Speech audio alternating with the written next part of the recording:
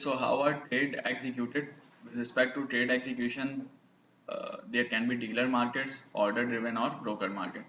So there can be an execution mechanism in which, for example, let's say buyer goes to dealer and buys from dealer, and then dealer sells it to someone else, another, for example, buys it from dealer, and then uh, dealer buys it from another investor.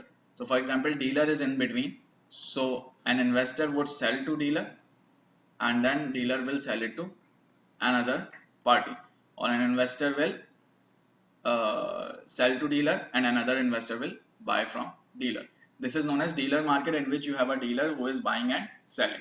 And why would dealer do this business? Dealer would do this business because dealer will charge a spread. It will buy at a lower price and sell at a higher price. Uh, there can be then another type of markets which are known as brokered markets. Brokered market is, for example, this seller goes to a broker and asks to sell a security or an asset. Now broker will find a buyer. So this is a seller. Broker will find a buyer and then help this seller sell it to buyer. So again, you have an intermediary in between. The difference is when there is a dealer, dealer actually buys and then sells. Broker do not buy itself. Broker just arrange for the trade, or help buyer and seller meet, or help buyer find seller and seller find buyer. Or there can be order driven markets. In order driven markets, what you can do is that buyers can place buy orders, sellers will place sell orders, and then those buy and sell orders will be matched with each other, and as a buy and sell order matches, the trade will be executed.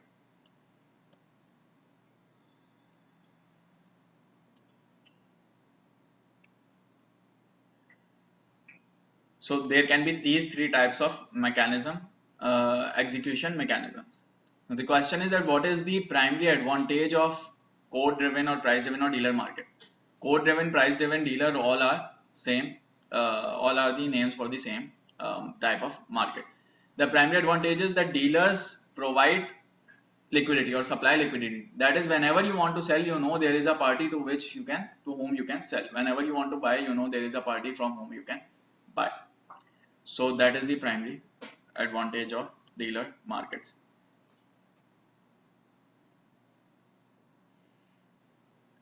Market information mechanism. So how market distribute data, or the mechanism of how market distribute data, would differ from market to market. In some markets maybe real-time data is available. In some markets maybe real-time data is not available. In some market maybe you have data available before the trade executes. In some market maybe you have data available only once the trade has been executed.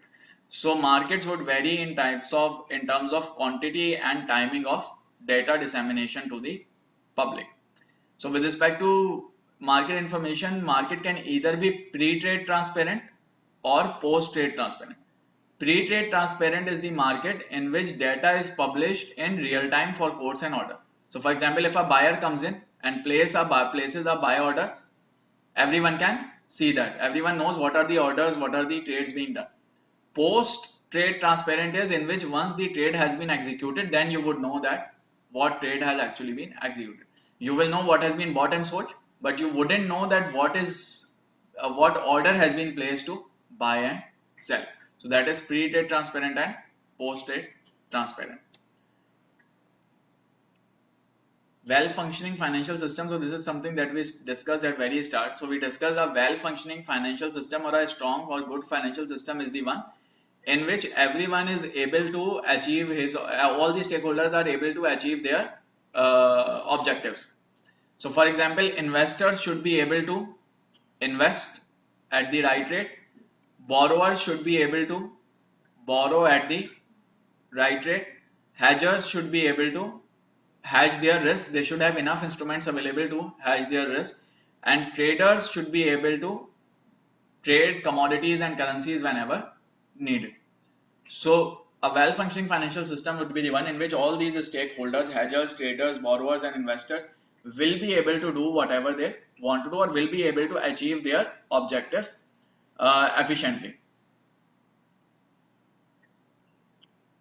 Now, in order to achieve these objectives, there needs to be tools and assets in the market.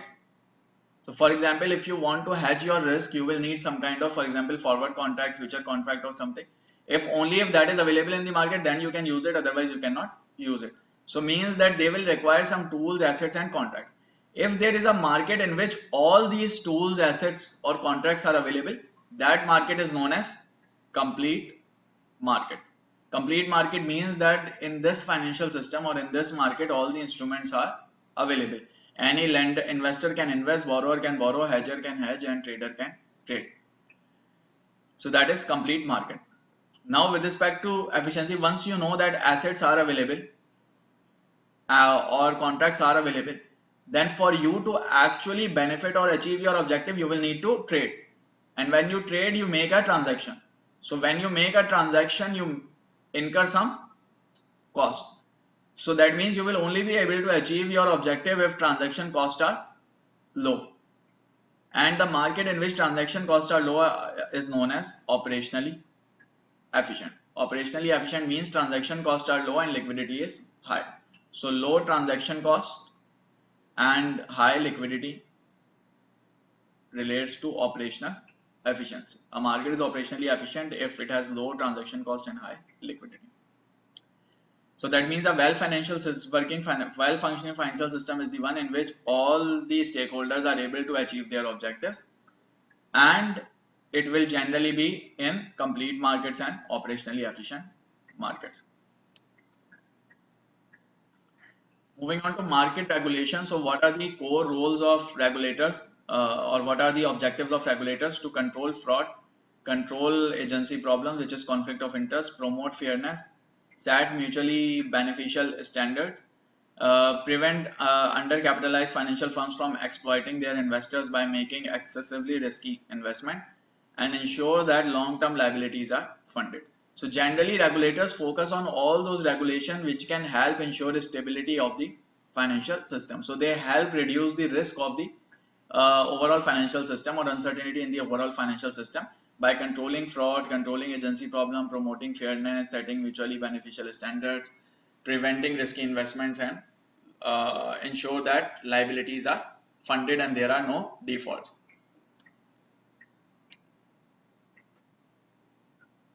So that is about this reading on market structure, which was about what are financial instruments, what are different types of assets, what are different types of markets, what are different types of intermediaries, what is a well-functioning financial system, and what are the role of regulators. So all that introduction to the market has been discussed in this reading. Which of the following is not a function of the financial system? So when we started the topic, we discussed some functions of the financial system, and those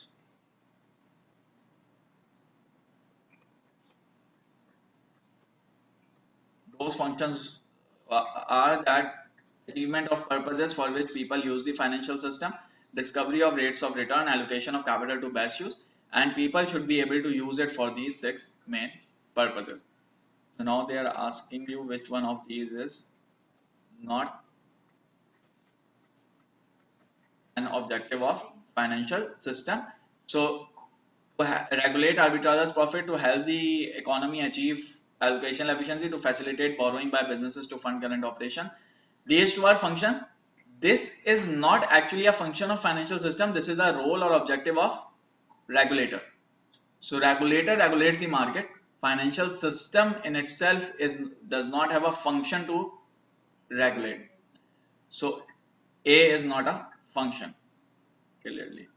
So as long as you remember the functions, you should be able to do it. An oil and gas exploration and production company announces that it is offering 30 million shares to the public at $45.5 each. So it is offering shares directly to public. That means it is an IPO, and as it is an IPO, it is a primary market.